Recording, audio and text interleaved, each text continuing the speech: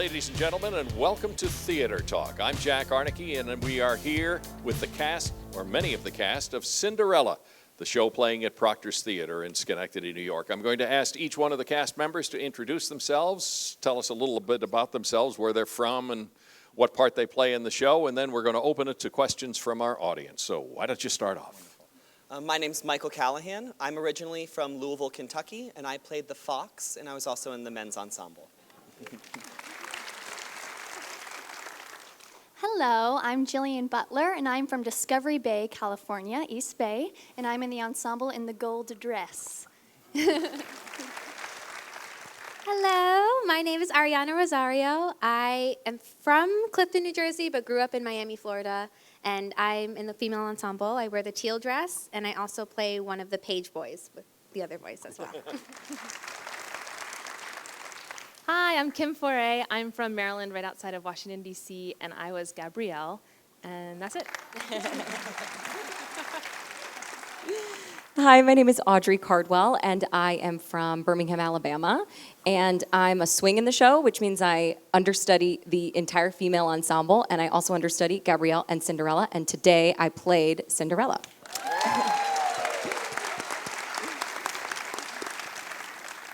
My name is Lauren Lukasek. I'm from Milwaukee, Wisconsin, and I was in the female ensemble in the green dress, and I also played the raccoon puppet.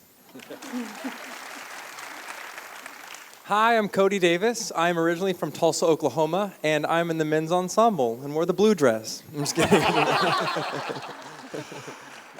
All right, and before we get started, I want to point out that there's a whole group of fourth graders up here from a small town west of here, Schoharie Central. My old alma mater, and one of the fourth grade teachers is actually living in the house where I grew up, which is interesting. But gold dress, we have a gold dress question right in the front here. What is your question? Really? So, when Cinderella just spinned and that gold dress came out, how did they actually do that? All right, when Cinderella would spin and the gold dress actually suddenly appeared, how'd you do that? Yeah, Ella. It's magic. Told you. Any secret you can give away or not? All I can say is William Ivy Long, who designed these costumes, is a genius, and I will say that everything that you see is actually being done on stage. We've been asked sometimes if it's like a projection or if there's some sort of like if it's a double or something like that, but I will say that everything is actually being done in front of you for real on stage. That's all I can say about that. I do have to say, though, I have never seen a bride get dressed that quickly. Unless it was a shotgun wedding. So, all right, questions? Yes. Speak up, please. Who was the prince? He's not here right now. Actually, his name is Andy, and actually, I'm really married to him for real. That's one of my favorite things to say. That's a way to keep a family together. But no, he needed to rest in between shows, so he's not here right now. But he's a great guy, I will say. All right, we have another question from a fourth grader there. Yes.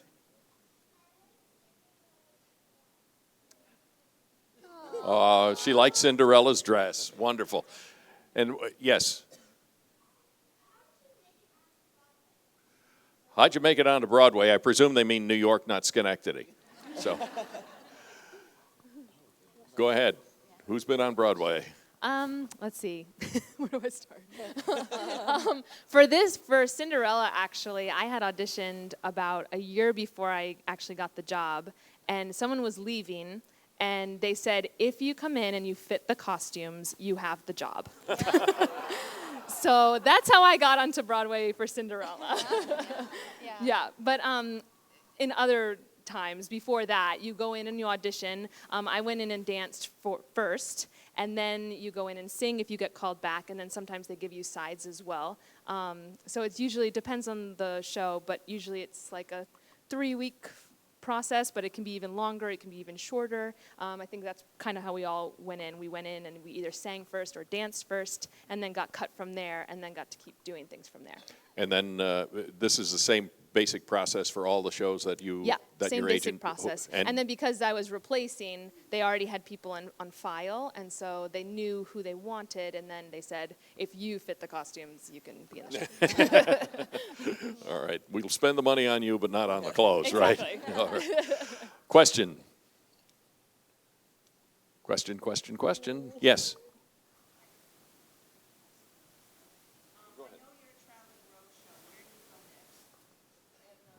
Traveling Hershey. roadshow, where do you go next? Hershey, Pennsylvania. Hershey, Pennsylvania. Okay, I hear the air smells very nice down there. And-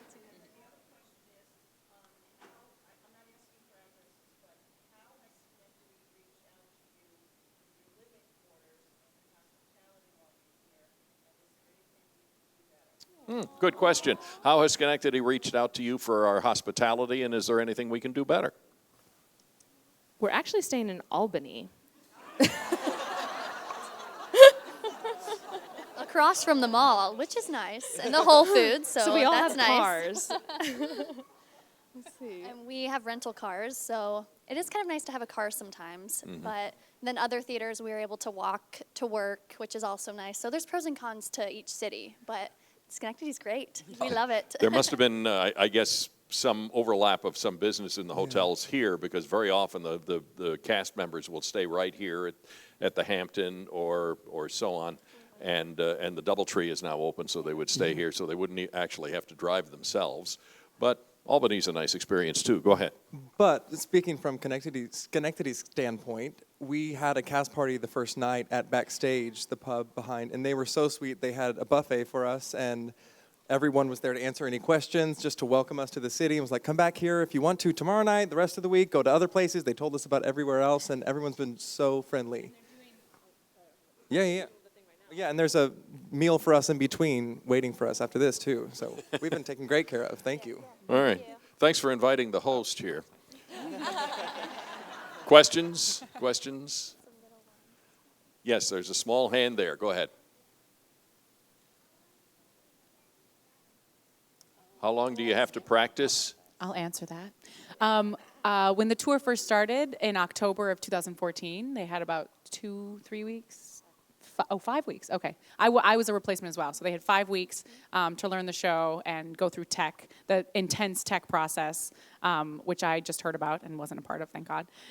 Because all those different changes and all the transformations and things, and all the automation that's happening, all the trees that are moving on stage and all that, I'm sure took a lot of time to figure out the logistics of all that. But when you're a replacement on a tour, you have anywhere from 2 days rehearsal if we're really short on people, or I was lucky and I had 2 weeks to watch the show and learn the show and really feel comfortable. But Ariana just... I had about 8 hours of rehearsal before I was put into the show, or at least like half of my track, and then I spent the next week learning the rest of my track, which is like the second act of the show, and being in the first act of the show every day. So it was an interesting and intense experience. Yeah. Memory does help. Yes. The new twist on the story with the townspeople or whatever, Gabrielle character with the whatever. When did that come in this play? Is it always? There's some new twists in the show, and when did that come into the play? Some new twists in the story It that was are the in the show. same story in New York, so Douglas Carter Bean had written it there. I know that I think like it got changed and things like that during the tech of the New York run. So I think there was a little bit of differences. I think like Gabrielle had a song or something like that, and they kind of change things as they're going during previews and stuff like that. But it's been the same story since all of New York and then all of the tour. All right, and there's a question there. Go ahead.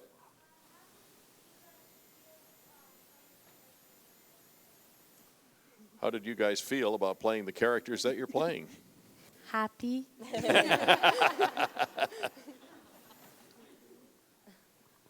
Well, I play the fox, so I'm a big part of the transformation for Ella.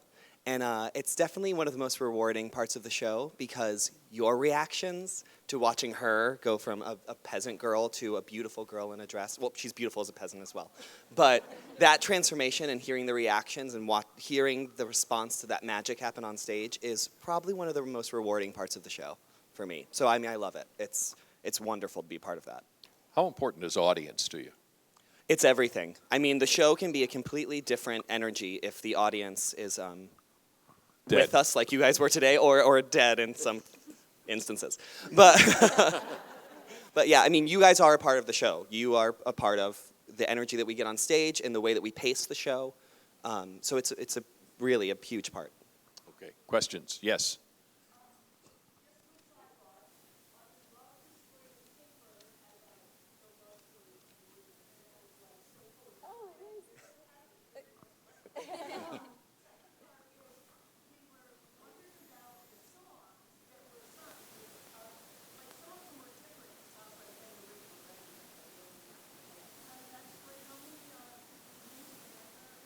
How many of the songs are new? How many of I them think were the same? four, something like that. And they were all taken from the Rodgers and Hammerstein trunk of stuff that was cut from other shows or just wasn't used or was written for something that never was mounted or what have you. So they're all Rodgers and Hammerstein. And actually now, I shouldn't tell this, but there's a song that we sing that's also in South Pacific that's in the underscore. Is it Now Is the Time? Yeah, so now is the time, which we sing is underscore in a part of South Pacific as well. So they're all R&H, but there were a handful of new songs added for this Broadway production in 2013. Right. Yeah, some were familiar right, and some weren't. Mm-hmm. Okay. Question, yes. Cinderella, I don't remember your real name. That's all right. It's Audrey, yes. Thank you, Audrey. It almost looked as if your train caught as you were going up the staircase at the end. Yes, very, very. Wardrobe malfunction? Yeah. Someone, it looked like someone's foot got a little bit caught on the train. Well, of, I mean, of can the you wedding blame them? dress. That train is really long. Yeah. There has never been anything, stuff like that happens all the time. You know, it's minor little mishaps here and there just because it's a live show. It's a group of 30 people, working together to create something. So, of course, little things are going to happen here and there. There's never been any huge, well, actually, our prior Cinderella, her wig fell off one night. So that was a thing. So she transformed into the beautiful white dress and her wig fell off during that process. It was actually quite funny. So stuff does happen, but you just keep going. Our job is to make it look like, yes, I'm supposed to be bald right now, So stuff does happen, but we do our best to just keep going and, stuff like that. And I did notice the guy who did step on the train was actually a very good dancer. He just danced right away from it. Right. So, It happens. Yes. And as a follow-up, Audrey, I just would like to say that personally, I think you were the best cast person. I enjoyed your performance immensely. Okay. Enjoyed Audrey's performance as Cinderella immensely. Good. Nice compliment. I guess she's not alone. Yes. You have a question? I like it too. That's wonderful.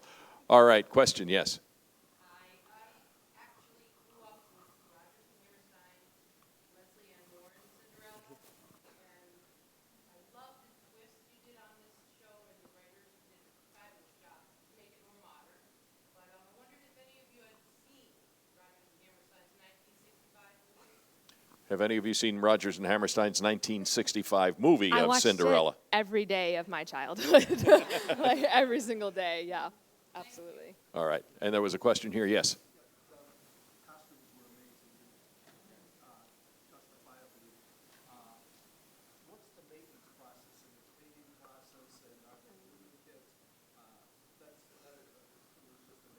The costumes were amazing, and they were amazing. I mean, these big, beautiful ball gowns and all sorts of different costumes. What's the maintenance process, the cleaning process? Do you have dupes to, one's at the dry cleaners. Do you have another one, a spare? We do have one, I guess we'd call it a spare, that Jillian, she just joined the show, and she wore this other dress while they were fixing her dress. The gold dress that she wears now was someone else's before, and they were mending it so that it fit her. So there is another dress that was taken from the New York company that is gorgeous and sort of fits in the flow of everything, so people can sort of wear it as their dress is being mended. But the maintenance process is all thanks to our wardrobe. They really pull it off smoothly. It's these dresses are at least 20 pounds each. Cinderella's white dress, I believe, is 25 pounds, and the wedding dress is 25 pounds. And I mean, it's just layers and layers of material. And William Ivy Long won a Tony for them, so that's why they look so fabulous. But a little secret insider trick is that when the dresses become rather smelly, as they do because we're dancing in them, they have vodka spray, which they spray on the dresses, and that takes away the smell. So they do have the dresses cleaned periodically, but to maintain them, so that we smell decent on stage for each other, because we're really close in the waltz with everybody. They have to spray them. And that was at the end of the question, or? Yeah, that was. Duplicates. Oh, the swings. Yeah, so each of the ensemble gowns that you saw were made by hand, sewn by hand, everything, and there are no duplicates. So they're all just one of a kind. And they're actually all they're the same design, but they're all different in their own ways from the original Broadway production. So they're the same colors, the same basic, design, but they're intricate little details that are different in each one. So there is just one of each. There are a couple duplicates just for understudies. So they'll make two of a certain thing so that an understudy, if they happen to be a different size than the person who originally plays the role, that they can fit into a costume. But the ensemble stuff is all one of a kind. Right, which is why I just joined in Toronto the last week, and then I had my debut in Hartford last week on Friday.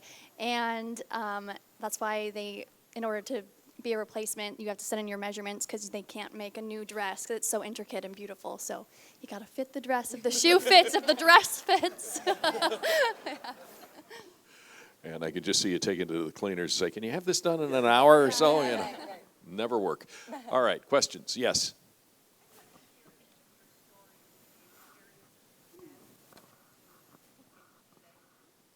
All right, a little bit from each of your stories, and I'm afraid we'll have to make that the last question, but if you could all just give a little bit of a quick rundown of your stories and how you got to here. I grew up with parents who were athletes and coaches, and their theory was I had to try everything to figure out what I wanted to do. So I played every sport, and they reluctantly let me try dance class, and it stuck. That was the thing. And actually, my parents are from upstate. They're from Poughkeepsie. Upstate. Downstate. New York City. Yeah, downstate for here. us. But I started dancing, and luckily in Louisville, there was a performing arts high school that I went to, and then went and got my BFA in college for musical theater, and the rest has been history. I mean, I have very supportive parents, and who supported a wonderful education in this, and that's how I got here. Yeah, I have to give a shout out to my mom and dad who are also actually here today from California. Hi, Mom. Hi, Dad. So my mom put me into my first dance class, and then I love dancing. I actually just graduated 2015 from the Boston Conservatory, and I have to credit them so much for getting me here. We had a showcase, and I was able to get exposure in front of the industry and agents, and moved to New York, and I am so grateful to be part of this company. Even though I just joined, it's been a dream come true. I guess I started dancing rather late. I started at about 11 years old. So for I guess classical ballet and things, that's sort of like late on the later side. But I guess have a little bit different path than everyone else here. I went to school for concert dance and classical ballet and classical modern, and wanted to actually be in a company. That was my path. And when I moved to New York City, I went to my first musical theater audition and kind of loved it, and it stuck with me. And yeah, I had to then train like with singing and with acting to make up for the fact that I hadn't been training in that. But it's kind of amazing. It's been amazing now. Yeah. Good. Similar story. Started at 12. My dad had me in tennis my whole life, or when I was younger, and I was like, I don't want to do that. I want to dance. So I started dancing when I was 12, and all ballet. And then I found music theater not until I was a senior in high school. Went to Oklahoma City University for dance, actually, and did my summers at Music Theater of Wichita, where I met Cody Davis. We've been best friends for 10 years. So this is very cool to get to do tour with him. And then I moved to New York about 5.5 years ago, did 4 Broadway shows, and Cinderella was the last one that I did. Closed that in January, and then joined the tour like 3 months ago. Yeah. I also grew up dancing. I started dancing when I was 5, and that may sound fancy, but I was not that great, so don't worry about it. It was very average, but I had a good time. And then I grew up doing community theater and stuff like that, and then I also majored in musical theater at Penn State University, and graduated and kind of moved to the city, but I've actually been on tour basically since I graduated. So I graduated college in 2012, and this is my 3rd tour, and I've basically been touring for almost 4 years. So I love it, but it is an interesting lifestyle, and that is all I have to say about that. I grew up in Wisconsin, and my mom always said that I sang before I talked, even, and she was a singer as well, and so singing was a big part of our family, and I always thought I would be an opera singer, and I danced as well. But I was also kind of a late bloomer. I think I started when I was 10 or 11. And we actually went on a dance competition to New York City, and we saw The Music Man, which was playing on Broadway then, and I saw Rebecca Luker sing My White Knight, and that was a moment. I was 14, and I just said, that's what I want to do. I don't want to sing opera. I want to sing this. And so my family's very supportive, and I ended up also going to the Boston Conservatory, like Jillian. I did not graduate in 2015. I graduated in and and yes, and then after I graduated, I got a BFA in musical theater and moved to New York, and just been auditioning and pounding pavement ever since. And I've been on tour since June, so it's also been a dream come true. I grew up in Oklahoma, so I started singing at church kind of in early middle school, and then that transitioned into show choir at my public high school that I loved. And then I went to a Broadway theater camp in Florida that Ann Reinking led, and kind of caught the bug there. And then ended up going to college at University of Michigan and spending my summers with Kim in Wichita. And then after that, moving to New York, pound the pavement, like she said, and you just go to auditions and go to auditions. And I remember my last audition for Cinderella, I was in the New York company, but I had my audition in September, and I didn't get it that time. It went to somebody else, and I was like, oh, all right. And I just kept auditioning, and I got another job between then. And then at the beginning of that next job, I got a call, which was next May after September, and they said, if you fit the costumes, you're going to be in this show. And they were waiting for somebody tall to leave, and it's just crazy. Nobody's path is one way. Everyone gets to the same place a different way, and it's so cool that we all come from such different places but are all here and doing what we love. Absolutely, absolutely. And I think these folks had better go before the rest of the cast eats all the food. So how about a nice round of applause for these folks for coming by. And thank you all for your attention. Thank you. I'm Jack Arneke. Thank you for watching Theater Talk, and have yourself a great day.